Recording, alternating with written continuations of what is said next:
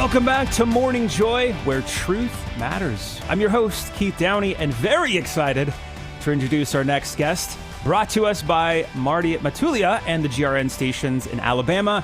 But she's the executive director of Alabama Physicians for Life Incorporated, which has existed since 1986 as an educative nonprofit organization of pro-life physicians. She also has a degree in biology, minor chemistry and history, and a master's in education, specializing in biology and chemistry. Was a high school biology teacher and a public school abstinence instructor, and has also been involved in various pro-life events and efforts since 1984. That's before I was born. And it's including the annual Birmingham United for Life March, Helpers of God's Precious Infants, and sidewalk prayer advocacy, legislative efforts, and electronic dissemination of current pro-life, pro-family headlines and issues in an effort to inform, energize, and activate the public. She's also on the board of her local pregnancy resource center. Sue Turner, good morning and welcome to the show. Good morning. Thank you very much for allowing me to be here. Absolutely. And, after I wanted to go through all of that because it's very important, and I'm almost fairly certain you're probably the smartest person on the show right now. But seriously, I don't know about that. Well, you're too humble. You've done such great work in the pro-life space. Like, it's incredible. But when God calls you, you have to do what He calls you to do. Absolutely. And you've answered that call many of times. But as you mentioned in kind of our emails back and forth, there's always work to be done. And it seems like there's some confusion or maybe some ignorance on abortion and the pill itself. So maybe to kind of set the stage, maybe touch real quickly on why we should understand the difference between the abortion pill and something like Plan B. Okay, the abortion pill is strictly what it says. It is the only purpose it has is to destroy a healthy, living, growing baby in the womb of its mother. That's the purpose it was made, and that is exactly what it does. And as far as Plan B goes, Plan B was produced as an emergency contraception to be taken within 72 hours after intercourse. And basically, the purpose of it was to stop ovulation, which it might do. It probably does a small percentage of the time, but either it's taken too early and it does nothing, or it does meet that window of time when ovulation would take place and it does stop the ovulation, or afterward, if a fertilization of a sperm and egg does take place, then basically as that little tiny embryo is trying to move down the fallopian tubes to get to the uterus, it makes the inside of the fallopian tube inhospitable. And if the embryo does, by the time it gets to the uterus, that would be about 6 to 10 days, and it would be about 100 cells or so. Then the inside of the uterus is inhospitable, and it's not thick enough for the embryo to attach. And so it basically is aborted. It just goes out. The mother may not even realize she was pregnant. She just has her normal period. But that tiny, tiny baby is in there. Wow. Well, thank you for breaking that down. It's very, very important. And like we talked about, a lot of this stuff is maybe it was taught about years ago, but we have a new generation of teenagers now, essentially, that may not know the difference. Now, speaking of some of this education items here, the reversal pill, how does that exactly work for abortion, the abortion pill?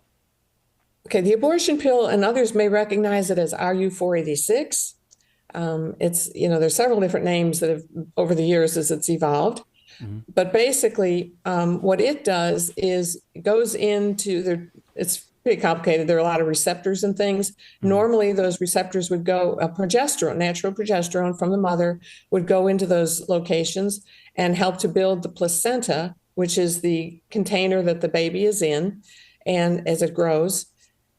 But what happens is that the mifepristone, which is the abortion pill, or RU486, gets into that spot first. It's basically the same shape.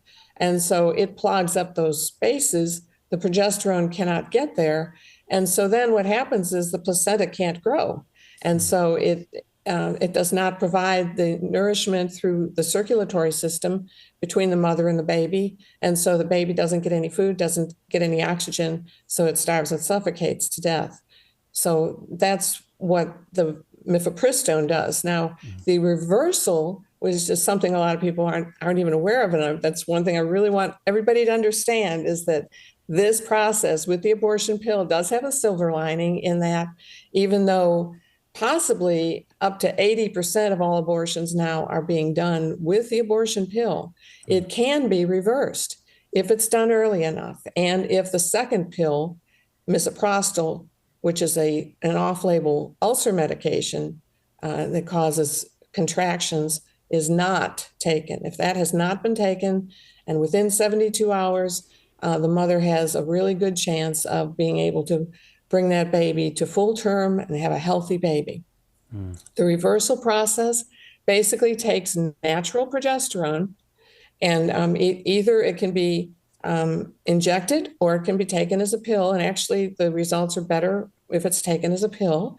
And that gets into the mother, and it basically overloads her with natural progesterone, which gets in and pushes that mifepristone out and takes back where it's supposed to be, its rightful place, and takes over and brings that placenta back to its normal process.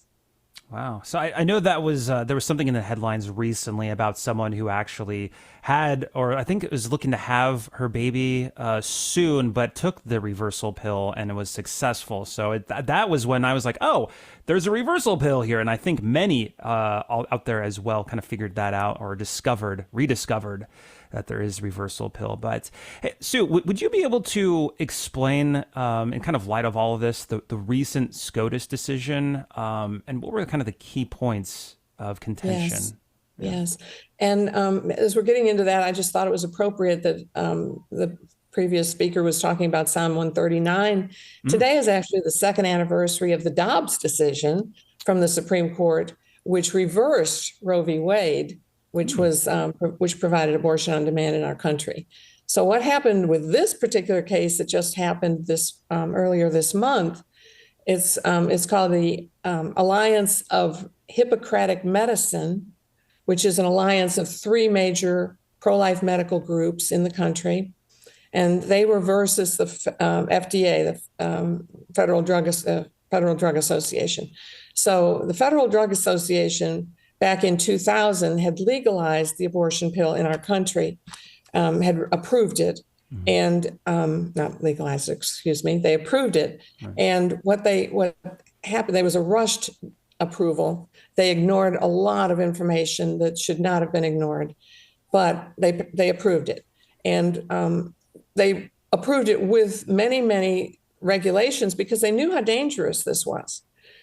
But over these last years now, since 2000, when they approved it, they have removed almost all of those regulations that protected it.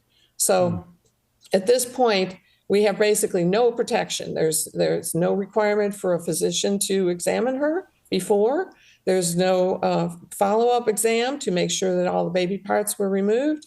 There's no ultrasound to check that she did not have an ectopic or a tubal pregnancy. And also, the woman can order these pills online from China or Mexico or anywhere else, and heaven only knows if it's even an abortion pill. I mean, it could be fentanyl. I mean, there's no way to know.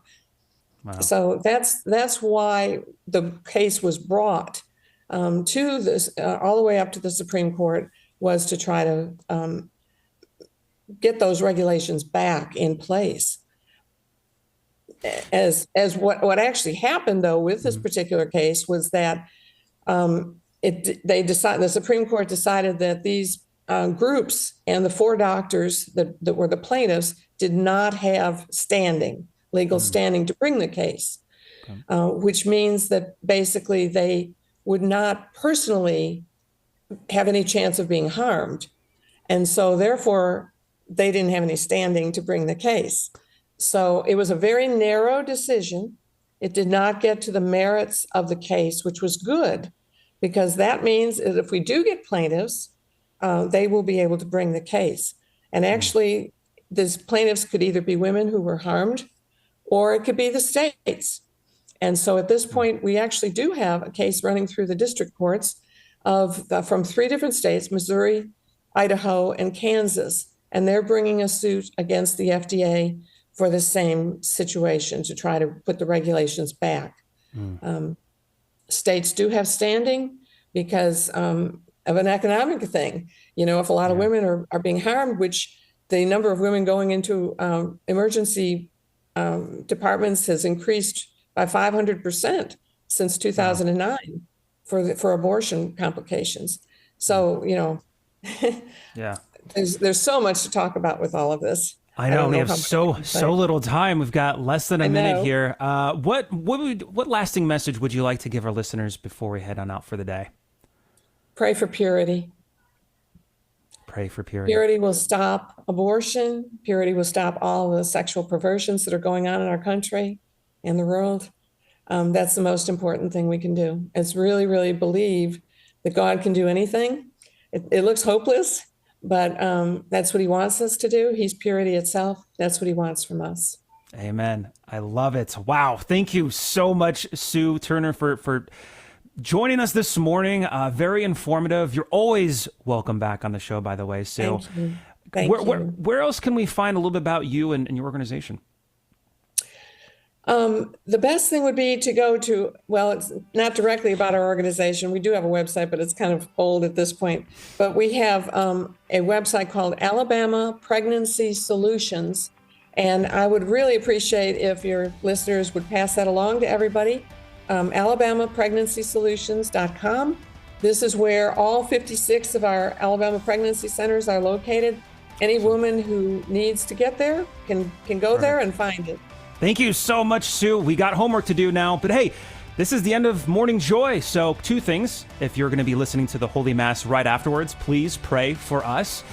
But if not, hang around for After Show Clubhouse, where we get to debrief on the show and so much more. So make sure to search Morning Joy or GRN online, whether it's Facebook, YouTube, Rumble. But hey, if this is us parting ways with you, God bless and make it a joyful day. We'll see you tomorrow. This has been Morning Joy, where truth matters, hosted by Keith Downey. Take some joy with you today. Visit grnonline.com/joy to listen again, share a segment, or answer the question of the day. That's grnonline.com/joy.